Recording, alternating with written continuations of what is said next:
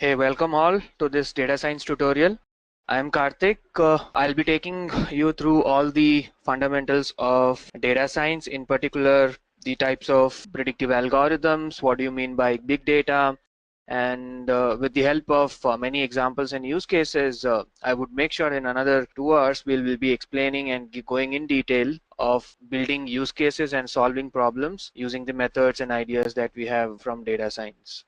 All right, so in a broad agenda for this session is to understand what data science is, the sort of job roles, particularly the data scientist job role. We'll understand what it requires to become one, right?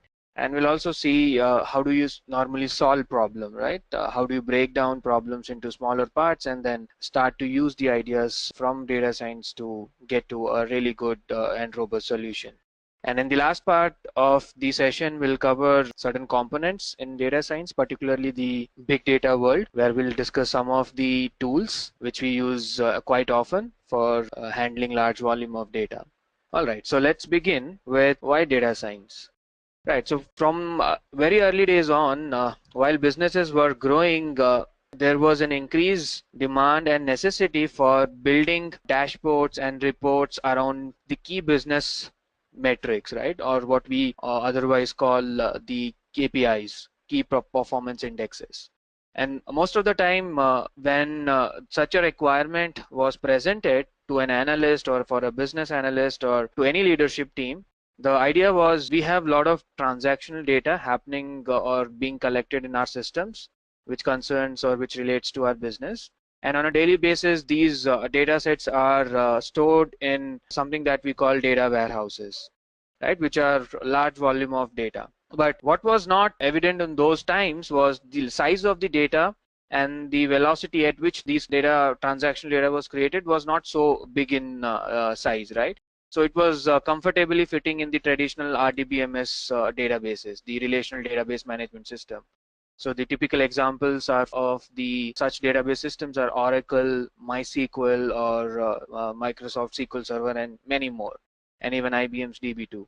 And then people also created pipelines as well as systems which were able to leverage these data warehouses where a large volume of different data sets were stored, starting from the transactional data to all the other data generated by the various systems being used in the business. The data which comes from the CRM to data which stores your employees' details and so on. And with the business intelligence systems, the data stored in warehouses were very quickly getting transformed into intelligent reports, right? When we said business intelligence, we all meant or all we understood is a sort of insight which is coming from your traditional reports, which are more in descriptive in nature. By simply having a KPI being defined for your business or a metric being defined for your business, tracking it over a period of time, right? And in that way, we were able to see what is the health of the business and take corrective actions if something is not right. And then these reports are very well structured and scheduled at a periodic manner to be sent to the leadership team or people who are controlling the business actions and the decisions, which is in its entirety a very well maintained pipeline. Having the availability of the structured data to having the capability to store this in a data warehouse and building business intelligence report as well, right? With this sort of pipeline, things were going smooth. No one was complaining. There were a lot of data being generated and people were able to produce reports intended for the use of business leaders and people who were taking the decisions. But then suddenly there was this enormous amount of data which were starting to flow, right? As the businesses were maturing, 5-year business went to become 6-year businesses, 10-year businesses, and 15-year businesses. The moment that happened, the complexity in the businesses obviously started to grow because of the various strategic decisions the business teams took, as well as the complexity in storing the large volume of data also started to increase. And with this complexity, the issues around the time it takes to retrieve the data, the time it takes to build the reports, and many more other challenges started to appear, right? And because the kind of customers the traditional businesses had were also now pretty diverse, right? And understanding the customers was actually a key to flourish, with the competition also increasing in size and in volume. So then came this tremendous growth of the structured as well as the unstructured data with the platforms typically like Twitter, Facebook, and LinkedIn's of the world, where people are generating content and that content has certain behavior of the customers as well. And then came the new world of storing an enormous amount of data in a distributed fashion, and at the same time being able to process such large amount of data with the technologies like Hadoop. And then the data science algorithms particularly replaced what we were used to, like the traditional descriptive analytics based BI reports, to a more advanced and sophisticated predictive analytics based reports and insights, right? Which is not only able to see the historical data and give you some trends, but it is also capable of showing something for the future. What is going to be our course of action to make sure the business is going to run very well in another week's time or another 6 months or 1 year's time. And that led to a great surge on the scientific discoveries, which in a way even started causing a disruptive sort of trend in the industries. The industries which were nowhere first thought of, like could survive, are now flourishing, right? The examples typically comes from the Uber business model or the Airbnb's business model and many more. And these companies typically have enormous amount of data being collected, right, from their application. So with this new paradigm of data science, a lot of technologies and the ideas which were traditionally very separate were then started to emerge and were put into one big umbrella, right? And in terms of the data, there was a multi-fold increase. In terms of the technology, many technologies started to come on to deal with this data search.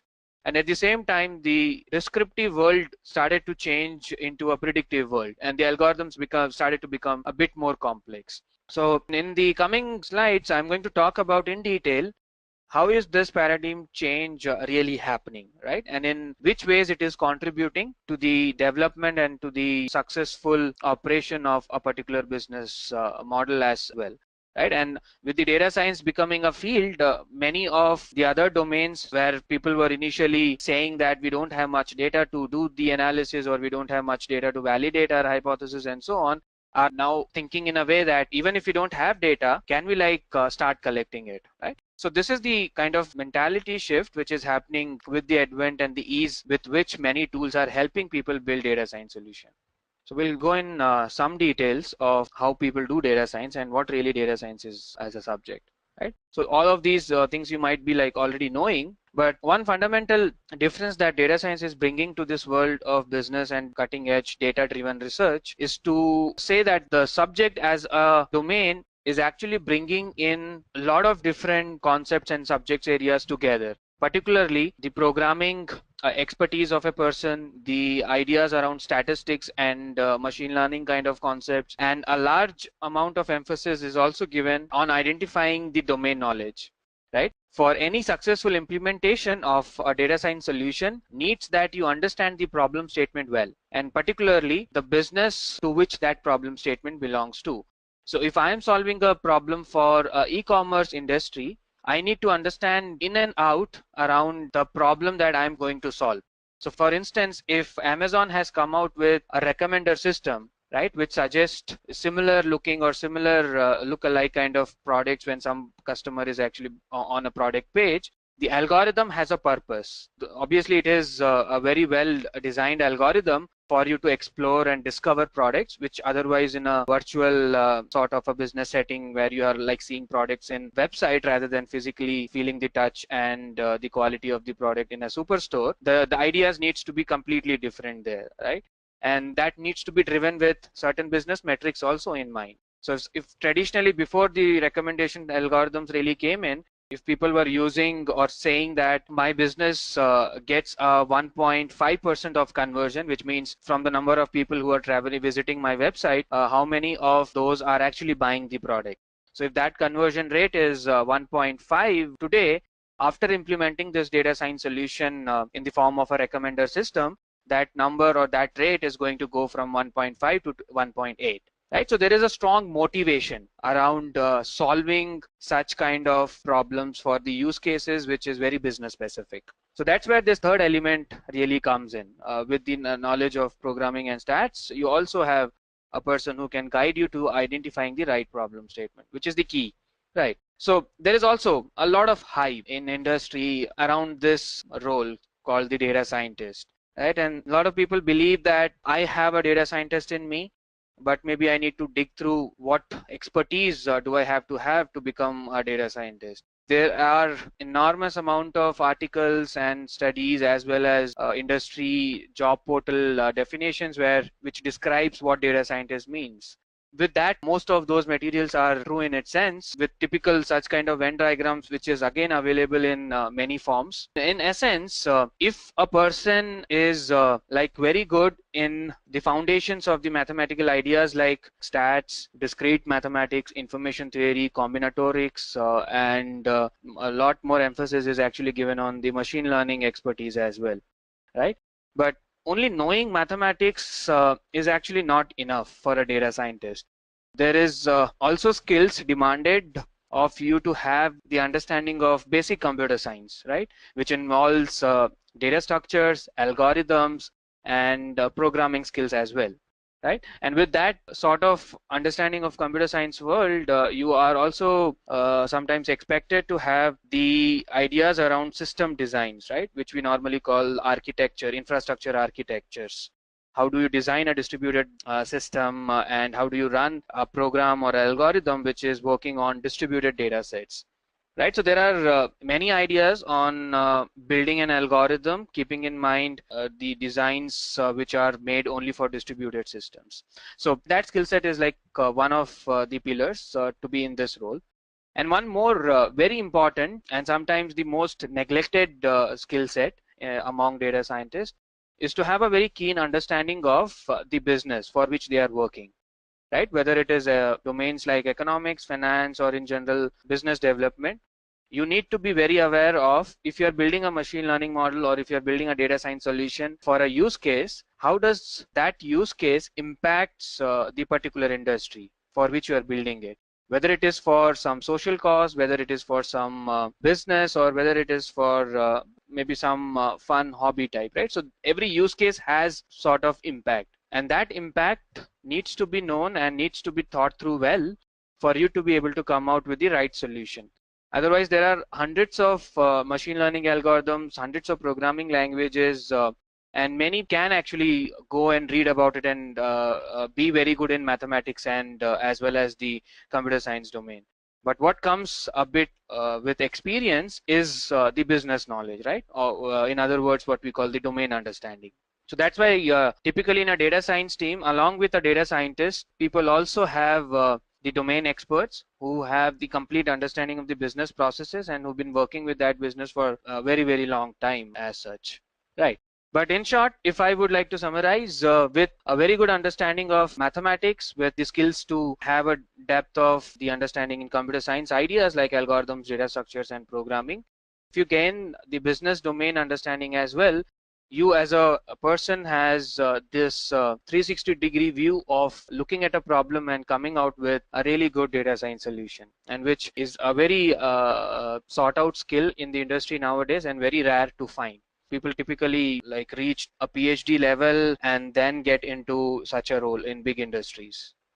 Obviously, there are a lot of exploitation as well for the designation, but like keeping those discussion apart, like this is what is actually required for becoming a data scientist.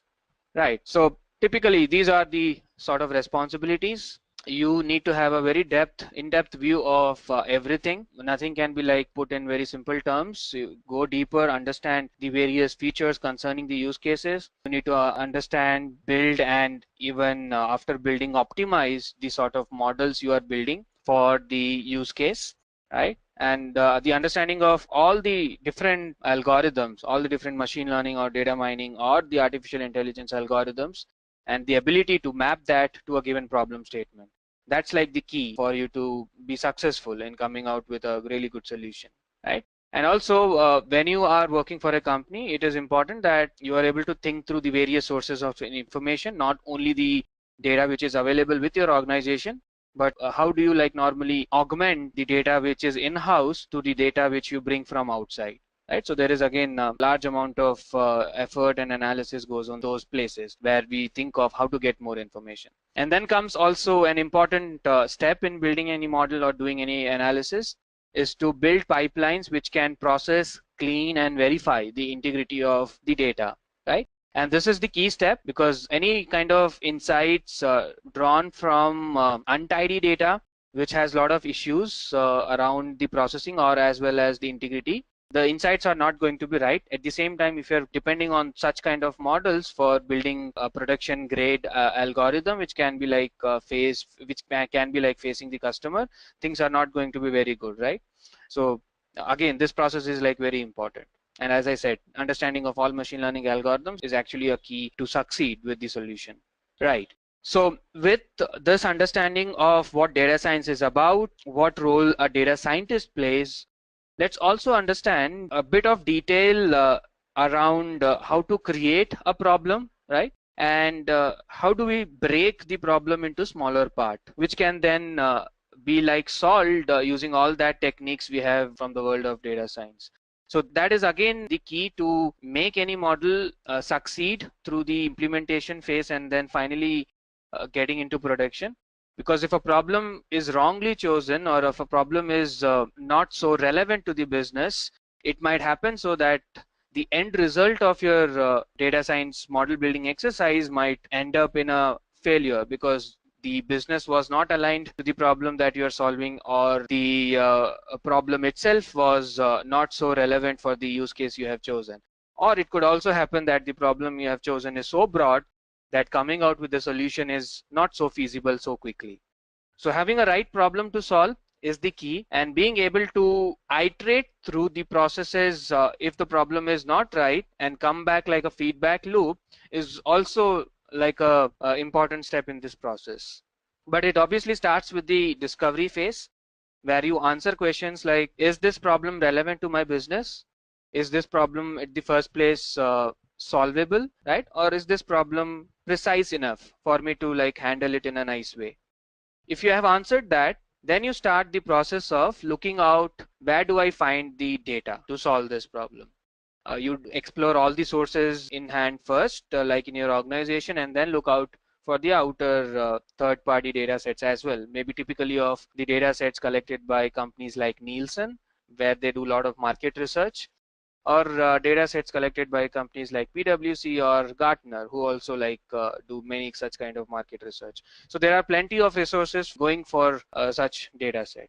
And once you have successfully explored all those sources and collected the data in one repository, then comes the phase where you start your planning, right? Where you start your model planning. And in this phase, typically you do the kind of cleaning activity as well as verifying the integrity of the data sources. And if you do it well, chances are high that all the issues which exist with the data in terms of being unstructured, in terms of missing information and so on, will all be removed at this stage. And at the same time, you will also get the sort of some insights from what the data is trying to tell you.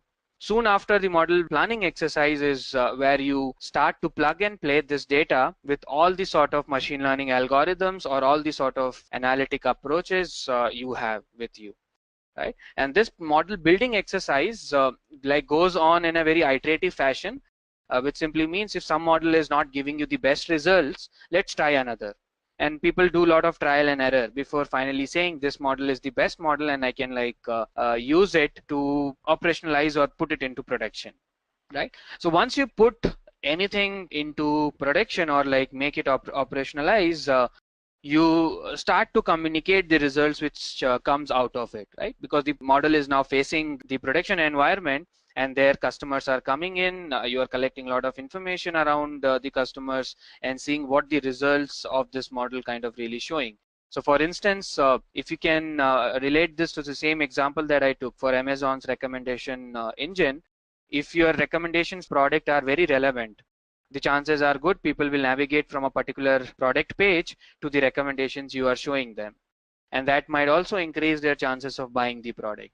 But if nothing is happening around the business metric that you defined, which will actually decide the success of the algorithm, then you will conclude after discovering this recommendation, like after implementing this recommendation algorithm and putting it into production, nothing is actually moving, right? So the key to success would also be in the fact that we are able to communicate the results very well and keep a track of it, right? And then maybe over a period of time decide whether this model is really doing good or it's time for it to like go away. So there are some hard calls as well in the final stages of any model. Right. So maybe let's take some sort of more detail around this process flow that we just went through, like starting from the discovery to the communication of the results. So as we could know, as we kind of see in every business scenario, the data that we are collecting at large is not only coming from one source of data, which is very well structured, but there are like different platforms and different systems inside your business, which also generates a lot of data there, right? So for instance, if you are running your website, the website needs to be supported from an army or a large pool of web servers, and each web servers do a lot of logging, right? So if Amazon is hosting their website and in the payments page, there are a lot of errors while the order is being processed. All of those errors will be returned to some log, right? And if you have built a data pipeline which can on a continuous basis read these log files and report or extract the informations around failure, then it is easy for you to understand that something is not right when the customer goes from the product discovery phase to product purchase pages. Right? Somewhere the payment interface is broken or somewhere navigation is broken, that is resulting in the order failure.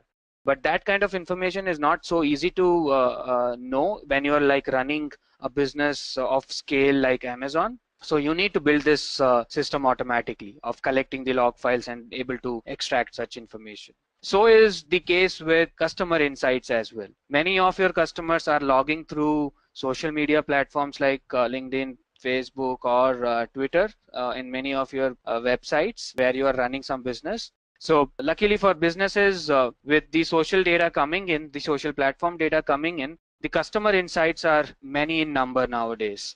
So many people have built like 360-degree suites to understand their customer behaviors in very nitty-gritty details, right? Starting from an insurance firm to companies like Amazon. So with this data coming in, the challenges are even more because the data is no more in structured format as it used to be in the case of a transactional data, like the order purchase information. In this case, everything is in text. So we need to come out with methodologies which can help us deal with such data, right? And many more to discuss. Census data streamed via online services like coming from Twitter, because Twitter has a large volume of data flowing in continuously. So if you want to build any sentiments around, let's say, how your brand is doing, what customers are talking about your brand and so on, there are like many such use cases. You need to make sure that such kind of information is continuously being pumped into your systems through some sort of APIs, which platforms like Twitter offers or platforms like LinkedIn or Facebook offers. But there is obviously some limitations in what kind of data you can get and what kind of data you cannot. So in short, the types and the structure of data is growing quite complex.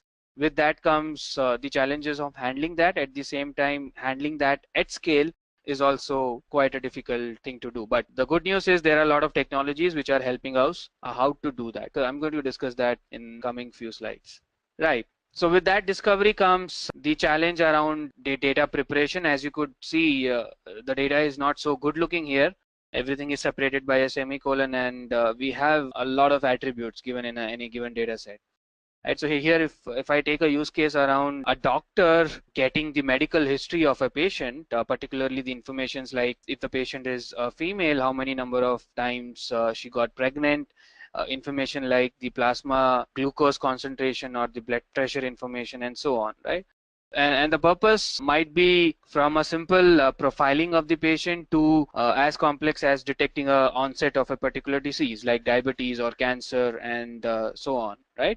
So with a lot of ideas around the data set that comes from such a use case, the emphasis is actually growing more in terms of making sure that you are coming out with standardized processes to handle such kind of varied set of information. So here the problems might come from the data consistencies to the incorrect data formats to values which are not at all relevant, right? So in order for you to handle that, you need to give a glance at the data set and build maybe some sort of basic methodologies to do and identify such issues. The moment you are able to do that, you can very easily take those data points either out of your analysis or come out with methods which can keep the data in but handle it separately, right? So the data preparation is actually a key step for you to get to a really good value or really good model in the end. So anomalies like this, right? For example, here if I take the blood pressure, there is this data in the third row which has like a very high value. So 6600 for a value of blood pressure is something which is not possible at all, right? Something similar will happen with like inconsistencies in the data format. For instance, when the number of times a woman getting pregnant attribute is like storing data in an integer form, and suddenly you see a character there, right? Which is actually telling, though the information is right, but the way it is being put in this data set is not, all right? So when you build the model or build any analytical things on top of this data set, things might not work out very well there. It might come out with certain errors and so on. Right, so the step here is very self-explanatory. There are many missing values also in the data set sometimes. So all of these things has to be handled, and then you go into the next level of saying, now how can I like build a really good plan to build the model and so on. So to do that, we are going to use the standard methods like the exploratory analysis using the tools like SQL, R, or SAS. There are plenty of such tools nowadays which can help us to identify such issues and then take a corrective action on it, right? And this will also help us with the exploratory analysis. It will also help us to see which kind of models we can use to build our solution, right? So with this planning, a lot of ideas are obtained. As you could see, the distribution of the data is very well coming out. With that distribution, it gives us certain information around how and in which way the data is really kind of distributed in the given data set of ours, and then accordingly get a really good sense of what sort of models will fit this data, right? So the wordings are like very clear here. How do I make a model which will suit the sort of distributions or sort of summary statistics that I see with the given data set? And with that understanding, we have then once again all these tools available for us to build the models very quickly.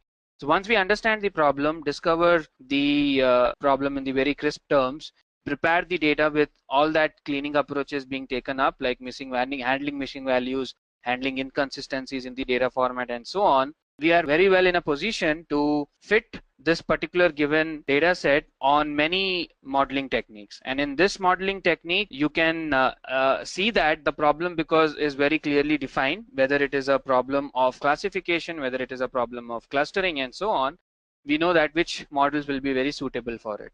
And because we have all these tools available with us, building the model is also fairly simple process, given you have taken sufficient amount of effort in the preparation stage.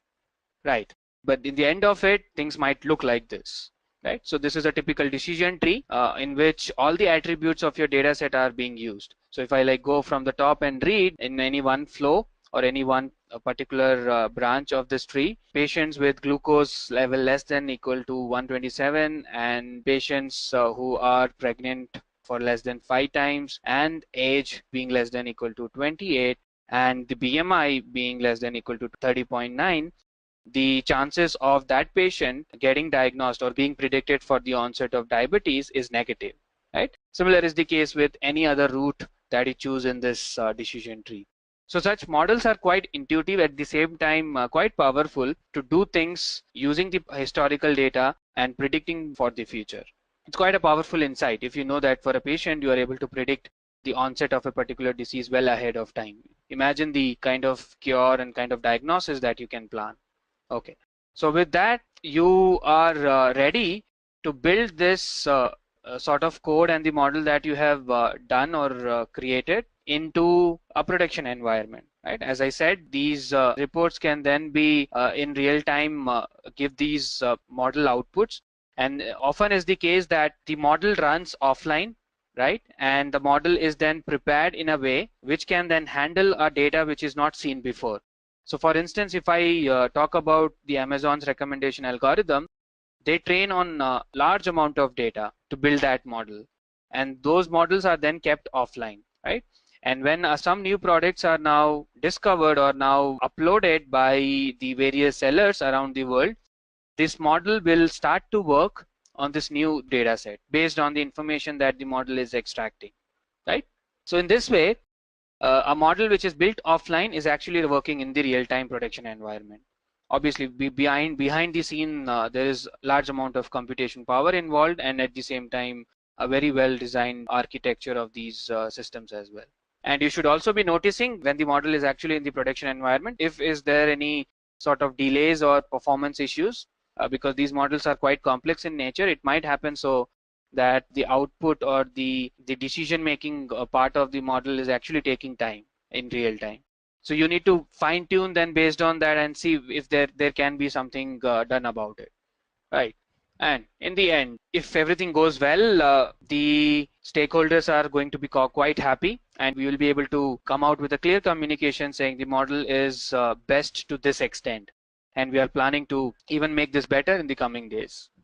But it is very important, once the model is deployed for some time or for a prolonged number of days, you should be able to see through the results and understand if the model is really good or not. If not, what can we do to make this good, right? Typically a rule set will look like this if you are building a decision tree. All right. So often in the process of trial and error, you have the data set ready after the data preparation, and then you decide to use, let's say, a decision tree algorithm, right? So that you start by doing that. But then comes the moment where you say decision tree might not be the best one for this, right? Maybe some other algorithm. So it is important that when you are framing your problem, you should be also considering the fact, is this problem more suited for a decision tree model or more suited for a clustering sort of model, right? So what is the difference? The difference really is in the way you ask the problem. For example, if I'm trying to build a particular model which will predict the onset of diabetes in a given patient based on the previous medical history. So the question I am asking is whether this patient is going to whether I am kind of going to predict the onset of the diabetes on this patient or not, like whether this patient is going to get diabetes or not. The answer is like quite binary here, yes or no, right? So the classification problem that we are talking about here is to put the patient in any one of these categories, the positive result or the negative result. And things like anomalies, right? When some let's assume you have a system where you are getting to see a lot of incoming traffic, which might be your website that you are hosting, and many people are coming and buying something. And then sometimes there are these evil elements over the web, over the internet, who like make your life a bit more difficult, right? Because they in a way influence a normal traffic and then comes like bombarding with sort of what we call in the security domain attacks, right? So when a normal flow of traffic is happening in your or being witnessed in your network, and suddenly some abnormality starts to show up, right? Either in your order processing system or in your stream of input visitors system or many other possible systems. So if something is detected being weird, you should be like raising an alarm very quickly, right? And typically these kind of approaches follows a sort of a time series model. When you know typically in a peak hour of your business, you will never get a volume of, let's say, more than 100,000 visitors. But suddenly one day in a non-peak hour, you see a volume going to 10 million visitors. That's not something which is known from the historical data. So there is some sort of abnormality there, right? So there are many ways of detecting such anomalies and then raising certain red alerts. And you can obviously ask questions like how much or how many kind, right? For instance, if I am trying to understand or predict the value of a property in my vicinity, there are hundreds of factors which will determine the value of a given property based on where I am living or where I am looking for that property. Things like the crime rate of that location or distance of educational institution nearby the property or good shopping places and so on, right? Based on that, if you are able to design a model which can in very crisp terms predict the value of the property rather than saying whether the property is worth buying or not. So there is this subtle difference between modeling a problem as a classification problem, which is about saying the data sets or these sort of patients belong to a category A to category B, versus saying predicting the exact value of a house or a property, right? So the problem kind of translates now to a different dimension. So is the case with problems like clustering, which doesn't do both ways of doing classification or regression types. It says, can I group the data into similar buckets? And by that, can I know some properties which are very similar for this group of data versus another group of data, right? So once again, the problem changes, the way I am approaching the problem also will change, and obviously the machine learning algorithm that I'm going to use to solve that problem also changes. So where you can like find such sort of application, typically where in cases like identifying customer behaviors, right? When you are designing some email campaigns to be sent out to all your customers with a very particular message in it, saying you are getting a 10% offer, and this 10% offer is for a product category, let's say in fashion, versus a product category, let's say in electronics. So if I have the understanding that there is a customer segment or there is a customer group who is very keen in looking out for fashion category of products, so my campaign emails, the emails which I'm going to go send and target the customer, can very specifically designed to offer fashion products, right? Or to send kind of a catalog of fashion products which are newly released or which are like having some sort of discounted offer there, right? And with all these sort of different problems, we can also like visualize something like, if the algorithms are trained offline and then only put in the production environment to handle the new data sets rather than being trained in real time, there can then also be a requirement saying, can the training process also happen online, right? There is a typical difference here. So when you are building a classification algorithm or a clustering algorithm, or for that matter regression algorithm, you have actually seen the past data and trained your model offline, and then you are putting only the end result to be faced in the production environment. So in a way, you are not training on real-time basis. But what if you take examples like driverless car, like the autonomous cars which are able to navigate through a city lanes by assessing the risk of the obstructions in the front, the traffic signals which are coming in, people who are behind you and on the left and right side of you, right? All of these situations has to be analyzed in real time. You cannot say that I'm going to wait in the middle of the traffic and my server will build the model for some 5 minutes and then I'll give you the results. That's not possible. So in reinforcement kind of learning approaches, the idea is in real time, looking at the environment around me, can I take a very quick decision and give my results back to the control system who is actually navigating the path of the car there, right? So obviously this system is quite sophisticated in its design and also difficult to build in there.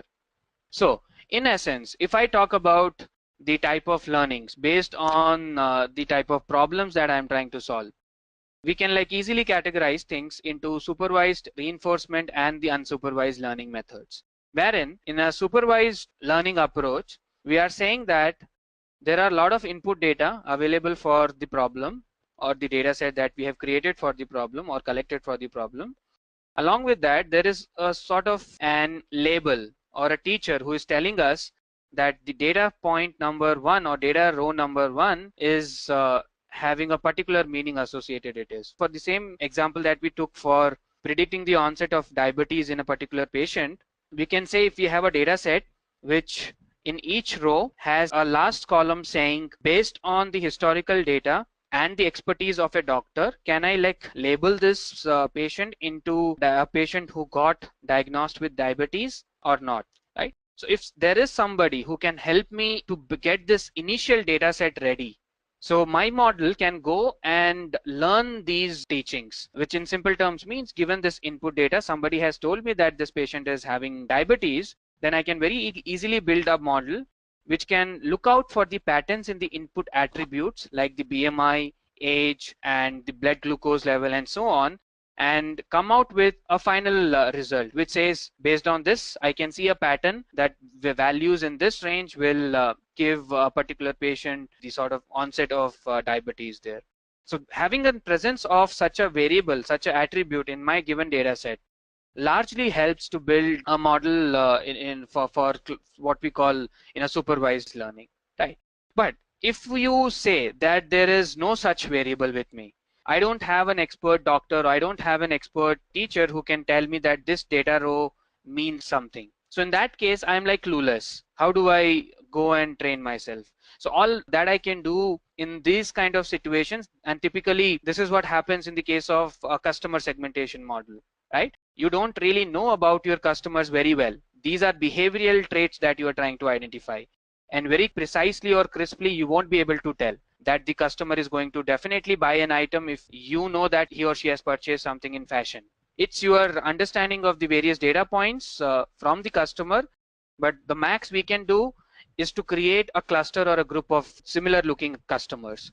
But that doesn't say that the customer is actually 100% fashionista kind of a person who will definitely, no matter what offer you tell or no matter what offer you give in the email, is going to buy the product. That kind of certainty is not possible, right? So there is no teacher who can tell you that the person XYZ is 100% sure win if you send anything related to a fashion category. In human being, this kind of traits is like very difficult to come out with. So in such cases, the unsupervised learning methods really work well, right? And then comes the reinforcement learning. As I said, in the examples of driverless car, such kind of learning algorithms are quite popular. And the idea behind all these reinforcement learning approaches is when you kind of say that if you do anything wrong, I'm going to penalize you. But if you like taking the right actions in the given environment of yours, I'm going to reward you in the moment, in that particular situation. And this sort of feedback-based action and the reward kind of works very well with the model learning to do the right thing by the means of rewarding it. And if it is doing something bad, you also penalize it, right? It's like teaching your kid to do good and bad things with the right sort of action. For good, you reward, and for the bad, you penalize. Right. So with the ideas around building a process flow for coming out with a solution, given there is a very crisp problem, we also now need the help of technology to do so. Somebody's ability to do these kind of analysis or build a model is actually limited in large number or in large essence to the capabilities you have, right? As a computer science guy, you will be able to write good code. As a mathematician, you will be able to prove theorems or write things as a model, right? But to combine these ideas together and being able to very quickly develop programs based on the mathematical ideas is like a very difficult skill set to have, and it's time consuming as well, even if you are able to do so. And that's where the programming languages or things like the programming languages or what you call like tool as well, like R programming, really comes to the rescue. So as many of the industry folks have already started using the R programming language as one of the best tools for doing statistical analysis, on top of it being able to also build machine learning models, and in a very quick manner, right? It also provides you frameworks and methods which can identify problems in the data, right? And all you need to do is, once you have done with the sort of analysis in one complete flow, you can repeat it for any other data set as well, right? By creating a sort of a program. So R is quite powerful in its nature, initially developed only for statistical computing, but later on it emerged as a full stack product which offers the end-to-end support for starting from the data cleaning or data preparation and till the model building exercises. And people build prototypes around their problem definitions very quickly, given everything is in place and you know how to define and use all the different modeling techniques on the given data set. Right. And on top of it, not only programming and statistical help that R can do, it can also do a really good aesthetically well-designed data visualizations. Oftentimes when we do analytics on any given data set, whether it is descriptive or predictive, we come to know that in most of these places, anomalies or the issues sometimes are not easy to capture if you look at the raw data, right? But the moment you put the raw data in form of a visual, thing starts to emerge like very clearly in front of you, right? Sometimes statistics fails in terms of saying that there is certain differences between any two data sets, but the moment you put that into a visual form, pattern starts to emerge. So to read more about it, if you would like to go and see one of the classical data sets, which is called the 𝐂𝐮𝐬𝐞 quartet, one of the very quite famous data set which proves that, so it is actually a collection of 4 data sets with 2 attributes each. And the 𝐂𝐮𝐬𝐞 data set shows us, even though in all the 4 data sets, the properties like mean, standard deviation, correlation, and even the regression line being exactly the same, when you put that in a very simple scatter plot of the X and Y attribute, the 2 attributes that is present in all the 4 data sets, there are like quite a number of distinct differences, which was initially not captured by just looking at a pure stats like standard deviation, mean, or even the correlation values, right? So that's how powerful data visualization is. And with the tool like R and the packages like ggplot kind of packages, you are able to create very good looking data visualizations. And the good thing is it is completely open source. So compared to software systems like SAS, SPSS, which is being charged at a very per user or per instance kind of basis, R is completely open source. So anybody can use it without any commercial liabilities there. And also if you would like to change certain aspects of the code, you can like freely do so. Okay, so some basic terminologies and ideas about how to look at in a data set and what sort of information a data set provides you, right? A typical structured data set will maybe fit in a CSV format or an Excel kind of a format where there are like many rows and many columns. Each column is a particular attribute telling us certain information.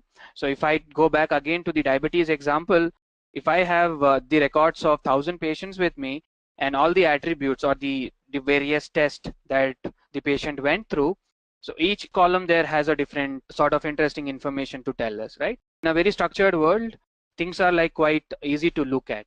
But now imagine that you are going to deal with a data set which is quite big. For instance, instead of saying 1,000 patients, I am now going to tell you 10 million patients, right? Or 1 billion patients, maybe a hospital chain which is doing some sort of collection of data across the world. So in those cases, maybe organizations like WHO, which does that in large scale, working with many countries. So in there, if you see, the data is not only large, its variety is also like many, like as I mentioned in the beginning. The data is in form of structured way like rows and columns, or it can also be in a way where it is completely unstructured, like in textual form, right? So the world of big data particularly handled this challenge along with some more benefits as well. So the technology you hear in the world of big data like Hadoop, Spark, and many more, like tries to basically handle this famous 5 V's. People sometimes argue that it's only the 3 V's, not the other 2, but to have kind of complete coverage of what exists or what is being talked about in the big data world, these are the typical 5 V's that you hear, right? Starting from the volume, as it is like very easily understandable, large amount of data, with the variety coming in, where you have various sort of data sets, starting from a simple looking CSV file to a very complicated video file as well, right? Where the extraction of feature and processing the video itself is a big task. And then comes the challenge of velocity as well. Things like dealing with Twitter stream, right? So if you are building any analytics on your customers or on your brand based on the data that is coming from Twitter, so if you have built this API pipeline between your data repository and what Twitter offers you, you have to continuously deal with the stream of data which is flowing inside your systems. And in order for you to be able to do that, you need technology, right? You need this big data technology to be in place. And how to do or handle things like processing things and putting things in queues and being able to efficiently handle situations like deadlock and all that, right? And then comes also the things like finding the correct meaning, which is like seeing the value from the large amount of data and being able to spot the uncertainties and the inconsistencies as well in the data, right? So with this big data world, all these 5 V's are in a way or the other is like very well handled, which in the traditional database management systems was actually lacking. So the traditional RDBMS world, the traditional relational database management system world of the Oracles, of Microsoft SQL servers, of the IBM's DB2, all of it like gave away the moment the variety of the data started to change, right? So in traditional RDBMS system, there is literally no way to store videos, right? Imagine how you store a video in a table. Like, it's very difficult to imagine. Maybe you can process the image, get certain informations of the image in a matrix format, and then maybe create a table. But it's very hard for you to like literally put the image file in a RDBMS table, right? There is no schema which can support that. But in the world of big data, that's quite possible, right? So there are many more benefits as well of such a system. And typically the first of its kind wherein such kind of things were leveraged is the technology called the Hadoop, Apache Hadoop, initially invented in Yahoo, and very quickly its adaptation was taken up by many other companies like Google, which contributed heavily to flourish this technology, where people designed ways to store the data in a distributed form and then come out with algorithms or techniques to process the data, right? So if you say that I can offer you a distributed system to store large volume of data, but I don't know how to process it, then the system is kind of a failure, right? So when Hadoop was designed, both these things were kept in mind. The framework offered a very good way of distributing the data and at the same time being able to efficiently process the data at scale and in parallel. So imagine Google, which kind of crawls every single web page in the World Wide Web on a daily basis. For it to be able to give you the search results in a fraction of seconds time, it need a large army of systems working together, right?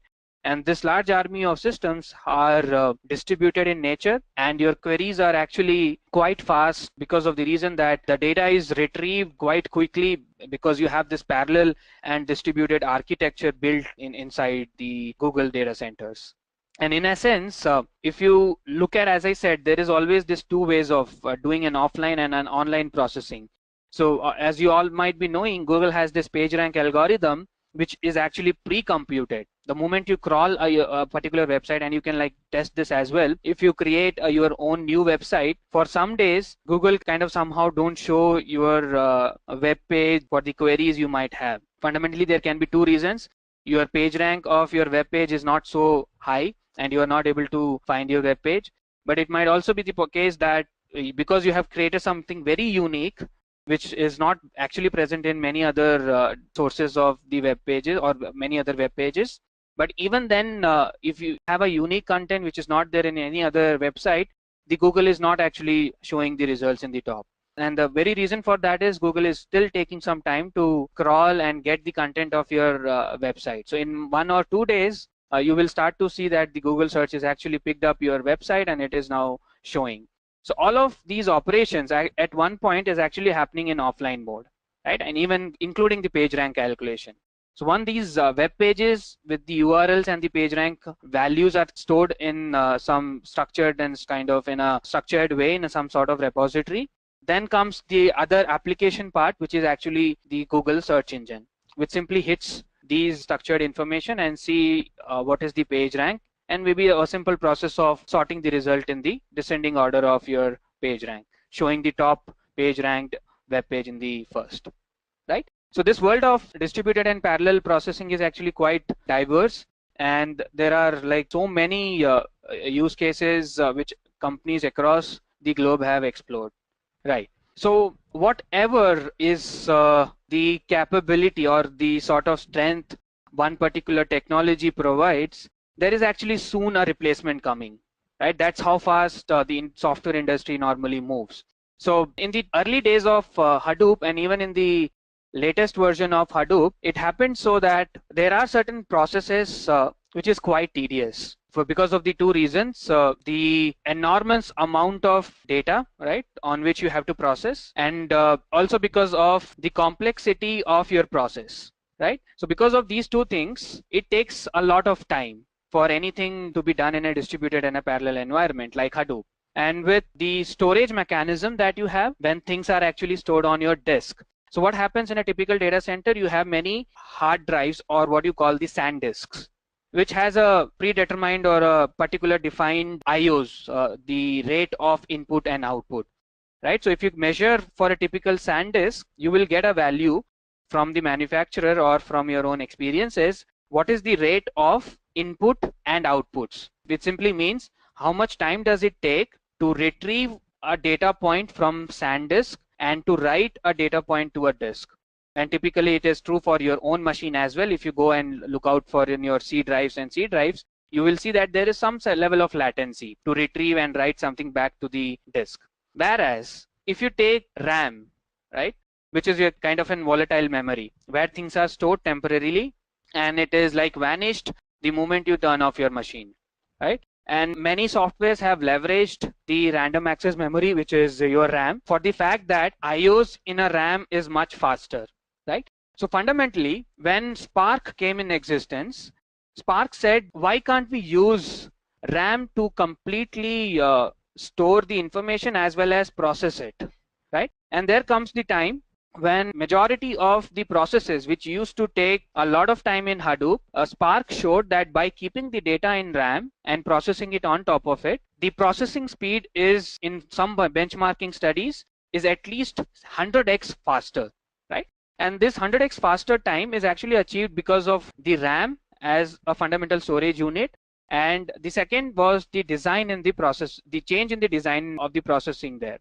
Which was then later, like in Spark, everything which is being executed follows something called directed acyclic graph. All the processes are actually represented as a DAG graph, and then the processes happen. So even if you don't use Spark with a RAM-based storage facility, but rather a SanDisk-based storage facility, the speed is actually 10x faster. So this was like the Eureka moment for the industry folks who were in their traditional Hadoop job schedule used to wait for a day or maybe 10 hours or 5 hours to come out with results. But with Spark coming in, things actually improved 10x or 100x times, which was actually enough motivation for people to migrate quickly to Spark from Hadoop. But the fundamental architecture around the distributed and the parallel sort of systems kind of still remained. And one another beautiful thing that Spark did is to provide interfaces to many programming language. So with Hadoop, people were pretty restrained to using only Java as a programming language, right? Though it provided the supports later on, but in the initial days of it, only Java was the language in which people used to write programs to be executed in a Hadoop cluster. But with Spark coming up, they opened a plethora of such interfaces with R, with Python, with Java, with a programming language like called Scala, which is actually the native of Spark. And with all these benefits, there was like enormous amount of effort industry people started to put to bring in the Spark cluster and slowly transitioning from Hadoop to Spark. But the transition is like happening slowly. It is not completely that one fine day Hadoop will be gone and Spark will take over. So it is happening, but not at very fast speed, right? And the good thing is, because Spark provides this interface to R as well, though Hadoop has also one such interface, we are now in a situation where we can leverage the capabilities of R, which is in its support for statistical analysis as well as building many machine learning models on top of the distributed and a parallel computing environment like Spark, which is like a very super powerful combo to have. All right. So that's it on the theory part of what data science is, what are the technologies in data science. So now we'll see a very small demonstration on Hadoop, and wherein we will build a kind of an interface from R programming. So how we can like use R programming and write a program which can work in a distributed and a parallel fashion on top of the data which is stored in Hadoop. So that's what we're going to see next. So now let's see a demo of like a very popular kind of an hello world program to see how effectively a MapReduce kind of framework works in a distributed and a parallel environment, right? So we understood what Hadoop is, right? So this example that we are going to take up will get you a bit more familiarized with the framework, which we normally refer to by saying distributed and parallel computing, right? So as the name very clearly indicates, there are two parts to this entire framework. One is the data is distributed, right? I'm going to talk about that in a while. And the processes are executed in parallel, right? So both these ideas combined together is what a framework like Hadoop is. So in order for me to divide the data, there are block chunks. For instance, in Hadoop 2.0 and the later series, 128 MB is the size of each block. And once the data is put into Hadoop cluster, it's the responsibility in the framework of Hadoop cluster that divides the data into 128 MB chunks each and distribute it among all the slave machines. So as you might be knowing, Hadoop architecture has a master node which is so connected with many slaves, right? So that the data is kind of distributed among all these slaves of the size of 128 MB chunks, right? So what is the real advantage of distributing the data into smaller parts and then storing it into different nodes, right? Obviously, because we want to bring in here a mechanism which can simultaneously process each of these data blocks. So ideally, if you build a sequential program, what really happens? You have this large chunk of data, which might be, let's say, 1 GB of size. You build a program to do some sort of processing on this data. For example, let's say doing a simple word count, right? So if this 1 GB of data is actually coming from, let's say, Twitter, and you are trying to build some model for brand perception, right? In where the basic processing that you need to do is to extract or feed in your program will get this 1 GB of data and divide the comments and the feeds coming from the customer base talking about your brand into words, and then see if these words are making any sense to you. Is this a positive word or a negative word or a kind of a neutral word?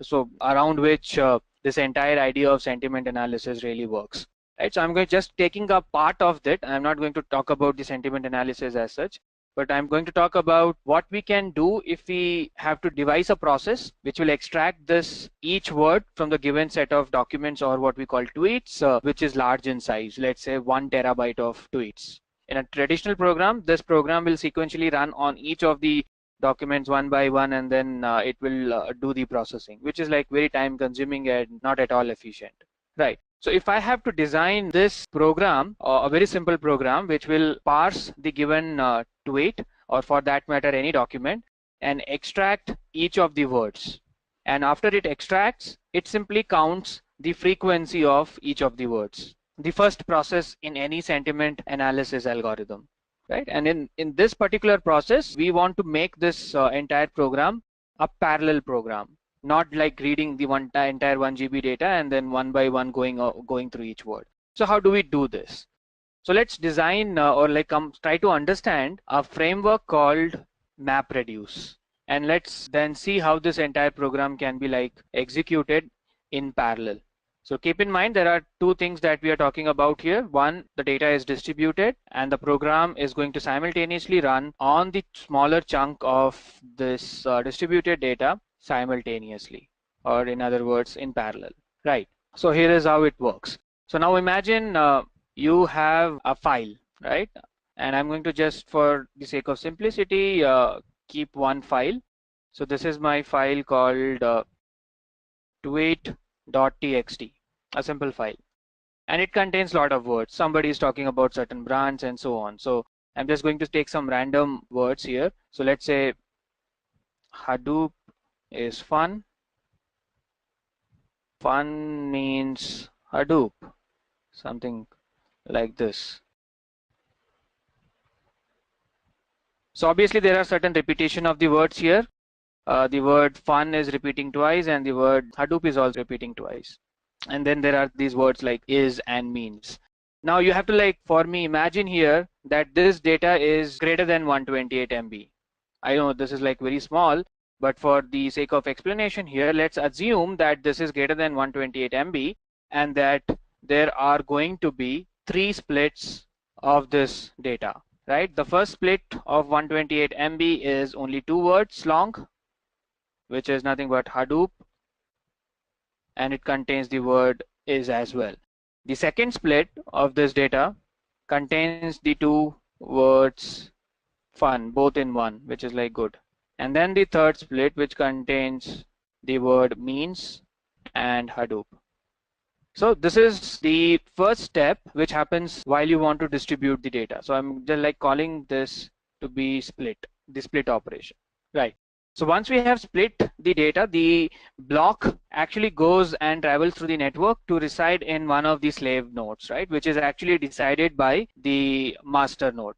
And like without getting into those details, because I'm like trying to come out here with a parallel program, let's only focus on this particular idea here, right? So the first process in this framework, which we are calling the MapReduce framework, is the step called mapping.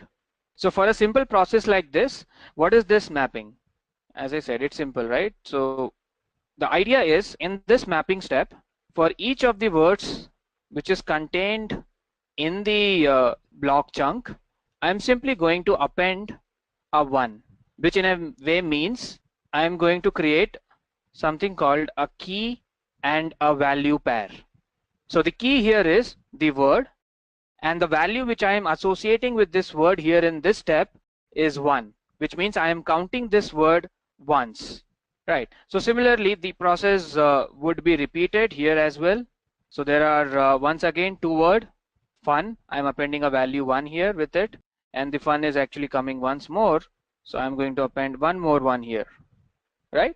And in the final sort of block, the same process comes once again. And here we have 2 words. First the means, which is like given a value or count 1, and then comes the word Hadoop. Right. After we are done with this process, now imagine that what's really going to happen. Because we know that each of these blocks are separate, and there would be like 3 copies of the mapper program which is actually running on each of these block chunks simultaneously. So actually when I wrote this 1 like appending a value with each of the key there, for each of these blocks the program was parallelly running, right? That's the sort of power we are able to get because of breaking the data into smaller parts. So now my one program is not actually running on one large file of 1 GB or 1 terabyte, but rather on a small block of data, which is obviously fast. And because this parallelism is also achieved, the kind of speed is even more, like even better. Okay, but now comes the challenge. Because each of these blocks doesn't know about each other, some master is controlling the split. So how do I now get my final results? The final results that I would expect from this program is to give me something like this. Hadoop is actually appearing twice. The word fun is appearing again twice. The word is appearing once, and the word means appear once. So this is the final output I am looking for. But at this particular step, I am kind of bit stuck, right? How do I now combine the outputs? So at this particular moment, we have to kind of merge everything together, right? Or what we call the operation as shuffle. So what this shuffle does, and the name shuffle is because over the network, these block has to be transferred to one single position or place where I can like simply take the word and start to append something with it. So what is that append? I'm going to like write it down here. So let's create one block. It can be like multiple blocks as well in the shuffling part, but for the simplicity's sake, I'm just going to keep like only one block. Here I have this word Hadoop and the values, 2 values that are going to come up with this. And now like imagine how this is happening. There is this key 1 and a list of values, right? Because we know that the key uniquely identifies this word, we are able to identify when the sort of over the network the blocks are transferred after this result, which is like the key value pair. I am able to identify the particular word and then like concatenate the list of ones along the key. Same is the case with the word fun as well, because the key is going to be same. I am going to collect all the ones with it. And then comes the word means, which has only 1, and then comes the word is, which once again has 1, right? So once I get this data right, like after the shuffle, which had the network transfer as well of the blocks, or rather the key value pair, not the blocks, I would simply go for the final step in this framework called reduce, because now I have the global view of the entire data set, which contains now every single word in a very simple straightforward one operation, which is simply the sum I'm going to calculate or iterate through the list and append its count. Fun appearing twice, is appearing once, and the word means also appearing once. Quite a simple approach, right? So there are like these two key steps, which is the mapping of every word to the integer 1, which is appended to it as a count. And then over the network, a shuffling happens where you create a list of the values for every key. Once this list is created, the final operation that you take up in the program, which we call reduce, is simply to take list of values and sum it up, and you have the final results. Okay. Though this example sounds very easy for the explanation's sake, but there can be processes which is quite more complicated than this. And be very cautious of the fact not every single operation is actually programmable in a parallel fashion. Right. For instance, if I want to do the same sort of like an analysis, but the operation that I want to do is not sum, but rather averages, right? So if you are given 1 million numeric values and the operation that you want to do in parallel is to compute the average. So average as an operation is actually not possible. Like if you do the blocks like this and calculate the average of, let's say, first 1,000 numbers on this block and then the next 1,000 numbers on this block and so on, and then finally get everything together to again calculate an average, mathematically this is wrong, right? So in these sort of operations, writing a parallel program is not possible. So with this fact, the idea is pretty simple. The program name MapReduce actually came from this idea that the data can be distributed and divided into smaller chunks and the processes can run in parallel. All right. So with this framework in mind, let's see a demo in one of the virtual machines of Edureka where we have our Hadoop setup as well as our programming, our studio, and everything is like running good here. So for instance, if I want to very quickly check the health of my distributed file system, the Hadoop distributed file system, or in short what we know as a DFS. So keep in mind, in the demonstration here I'm using a single node system, so the master and the slave both are actually this machine, which in other words means this is actually a pseudo cluster with only one master, like one machine acting both as master and the slave. So in this architecture, I can like very quickly go through and see what all is like the information of my cluster, and the most important place where I can go and see the file system of Hadoop. Right. So this is how the file system of Hadoop looks like. So there are like so many directories that I've created in the cluster here. And remember, all of these are going to be distributed across the slaves. And as you can see, the block size, this is what I was actually telling you. When Hadoop divides the data into smaller parts, that actually is 128 MB each of the block.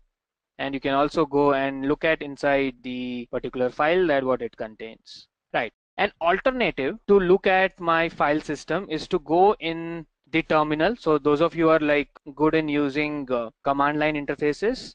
From terminal also you can look at all these files that are existing in your HDFS and also do certain file operations. Right. So before we can actually run a MapReduce program on the data, we need to actually create some data and then put that into Hadoop. Right. Then only we can like proceed with the process of running the algorithm. So let's see how we can do that. But before we go into creating a file and then putting it into Hadoop, let's very quickly see what all is the file that is present there in the Hadoop file system. So you have to like specify that I want to look at all the files in the root directory of my Hadoop file system. So the command is like something like this: Hadoop file system -ls /. So you see whatever we were like looking at few moments before in the browser, it's actually listed out here as separate folders, and I can go to any one folder particularly and see if the file is present there or not. Right. I'm going to open a parallel window to this to create some file which I can then put into this file system. So let's create using some of the editor here. Let's use the nano editor and let's write something to this file. Hadoop is fun. Let's like use you make sure the cases are taken care of, and the periods are also like taken as a character. So I'm like making it a bit more cleaner. Fun means the same example, and the case should also be important, otherwise it won't count. And I can also like put some new line character here and enter something more, maybe. Let's say welcome to Edureka demo session, right? Edureka offers data science courses, like something, whichever you want. So now let's save this and very quickly see if we can. Yes, we want to save the file with some name. Let's give this file a name, Hadoop demo.txt. Okay, so let's see if this file is actually created in the current working directory. Oh yeah, so we can see the content there, the one which we created. So let's come back here and see if we can put this file into the root directory of Hadoop file system, right? So before that, let's look at the present working directory. Okay, so this directory is called home and Edureka. So let's use that here. So we are going to use the Hadoop command for file system copy pastes, and the command that I'm going to use is put, right? So I'm going to put this file that we just created, home Edureka, and the file which we named Hadoop_demo. Right, and where do you want to put this file in the Hadoop file system? Let's put this in the root directory itself so that it's easy to like call this. All right, let's hit enter and see if this is successful. All right, that was quick. Let's look at very quickly once again if the file is present there, Hadoop file system, and let's say ls. Do you see the demo.txt file? Yes, it seems like the file is present there. Just to double check if this is true in our browser view as well, let's go to the root directory here and see if there is any file like Hadoop demo. Yes, it seems like it is present. Let's click on this, and the content is absolutely what we wrote, right, in the file that we created. So all good. So we have now created a file and then put this into a HDFS cluster. So now we are all ready to run our MapReduce program.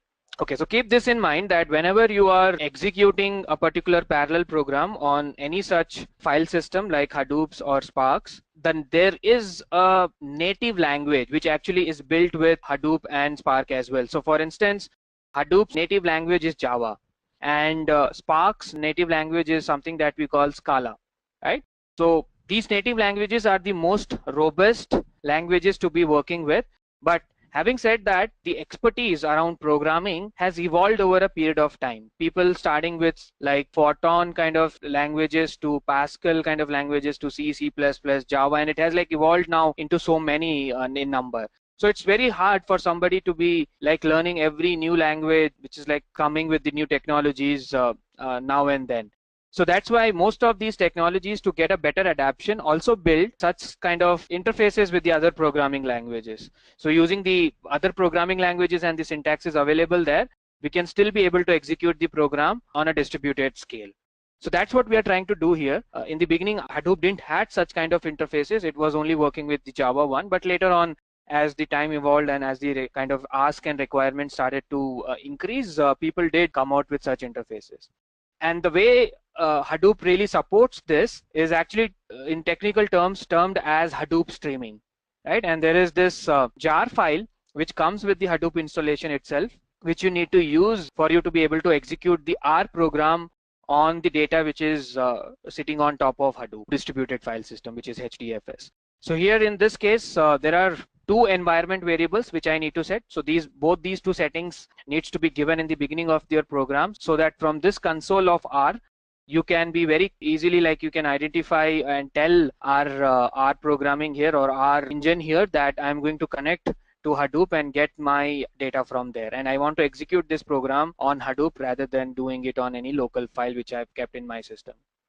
Right, so the first is your location or your system environment variable, which says Hadoop is installed in this particular location inside your virtual machine.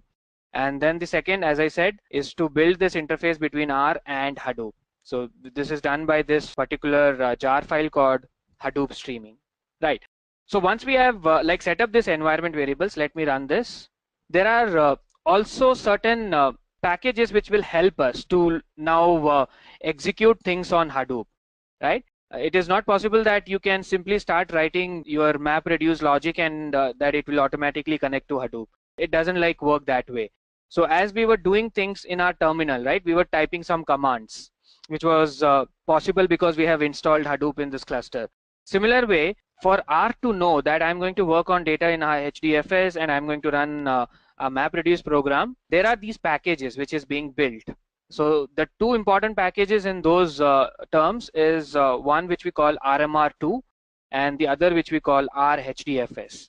Right? Both of these will interface with the Hadoop data, and then one is for accessing the file system, which is this RHDFS, and the other which is for the MapReduce program to be executed on that data. So both of these packages are going to help us. So you need to install that using this command install.packages and make sure that you are connected to internet, otherwise this will fail.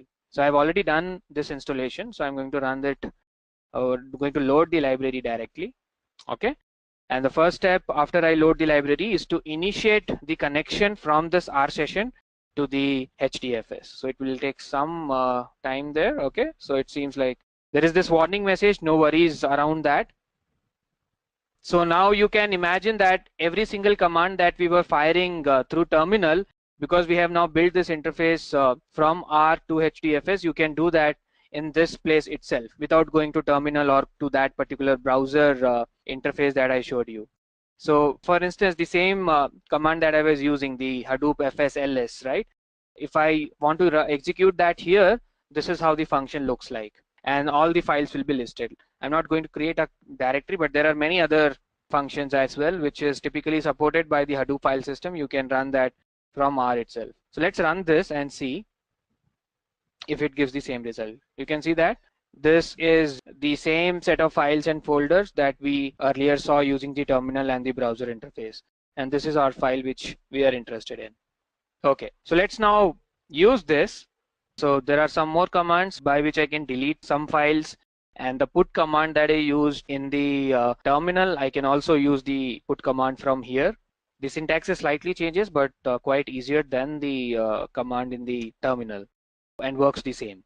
All right, so let's now get into the main part, the one which this program is actually built for, the map and the reduce program. So as I said, both these operations are quite different in nature, right?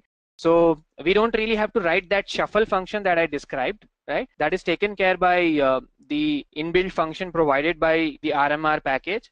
All we need to do is like read the data and parse it. That's this first kind of function that I'm going to create. So you remember that every key value pair first needs to be generated. So this particular step will help us doing that. So the function which I'm going to define, called map underscore func function, will take a particular key and every line of the given file. And you will see how I'm going to use this function a bit later on. But as of now, let's see the definition, how I'm doing that. After I get every line, so there are like, let's say, k lines in my given file, and each line is first presented to this function called strsplit, which splits the content of the line by white spaces. So if we have two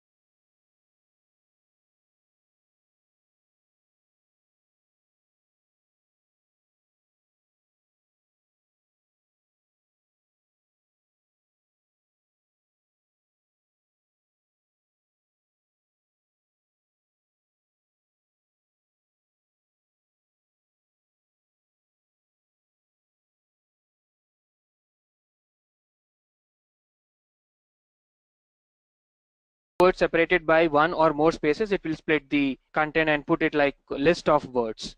So once you run this particular string split function on each line of your file, you will get the words separately as a list, right? And then you'll apply something called an unlist function, which is just to make sure that I'm able to pass this to a mapper function, right? So that's the kind of a requirement there. And with each of the extracted word, I'm very simply going to append a 1 to it, which is what we actually did in our mapper function, if you remember, right? We extracted first the block of data and each token from it. By token, I mean each word, and then you appended a 1 with each of the word, right? So that's what your mapper function looks like. And the reducer function is even more simpler. You get these words and the counts, which is coming with the count here is nothing but the 1 which is coming from the mapper function. And all you need to do is generate the word along with the summation of all the list of ones which is being given to you by the mapper function, right? In separate parts, these two functions looks good with the logic that we like just understood in the explanation. But how do these two functions really coordinate with each other? And that's where we have this function called MapReduce in the package RMR2. So if you want to read more about this particular package, you can go to the help documentation of R, right? And it says defines and executes a MapReduce job. That is what we wanted. And this is like achieved using what we like know as Hadoop streaming that we just saw. So now this main function is what is going to bring in this kind of an interaction between the mapper and the reducer function. So it says there is this input. I'm going to describe this input in a while. Actually, this is an input of input which says that this is where my file exists in the Hadoop file system. The output means the location to which I want to write my results back, right? We are going to define this somewhere in the bottom. And the input format is a text. The mapper function name is map_func. The reduce function name is reduce_func. So these are the arguments to this MapReduce program. Quite simple, right? Okay, now let me like create these functions one by one, or I can like select all of it and say run. So remember, we have just defined the function, but we have not executed it so far, right? So everything is good in place. I think I need to just set my correct input directories and things should be like good to go. So let me give the base directory here. So the base directory is actually the root. So there is no directory that we separately created. And inside this base directory, we know that our file name is Hadoop_demo. And where do I want to store my results? Let me now create a folder rather. Instead of putting that into the base directory, I'm going to create a folder which is named wc_out_r. So this is where I expect to find the result of this function or result of this entire program. Let me define all of these one by one now. Here we go.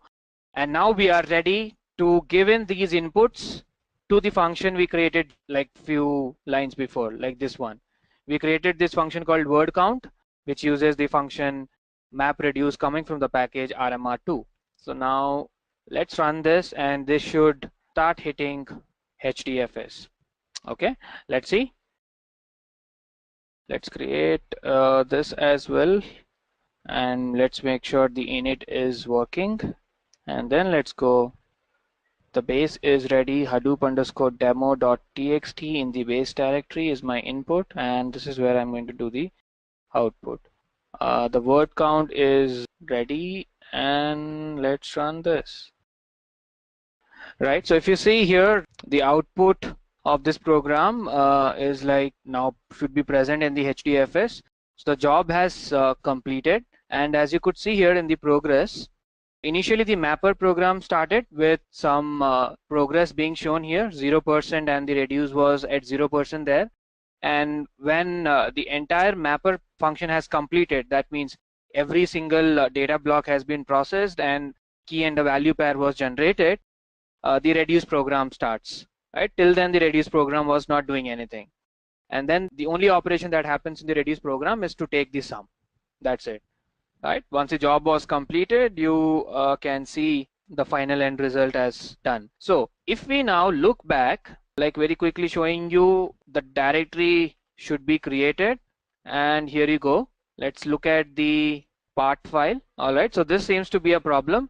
The output is actually present with a success message, but it seems like we cannot read this, right? Because there should be some sort of encoding which our programming would have done while it is writing the data back into HDFS. So in order for that to work, instead of looking at the HDFS data directly from the browser interface, we are going to read the file here itself by using this function called from.dfs. And if you pass the folder location in which you have written the results, right, you have stored the output of this program in the folder called wc_out_r, where this file part00 something is created. So if you run this function called from.dfs, it will actually fetch the result of your program from the DFS, and we can then process it as simply as like a data frame. So let me like read that file using this function, because now this function will know the sort of the encoding that the our function, which is the MapReduce one, has done. So when it is reading, it will decode it first and then read the results. So right now the result is in form of a list, as you can see on the right hand side, right? So instead of that, I would like to read that as a data frame, which we are very comfortable in using. All right, let's give some name to the header of this data frame that we newly created, and let's print it now. Right, you can see here the result seems to be right. We had the Hadoop twice, we had the word fun twice, we also had the word Edureka twice. Seems like it worked, and it was quite fast, though we were not able to see that great speed because the data that we used in order to keep the demonstration time in intact, even with the thing here, the framework kind of worked very good, like by distribution of the blocks and then getting the parallel program run on it.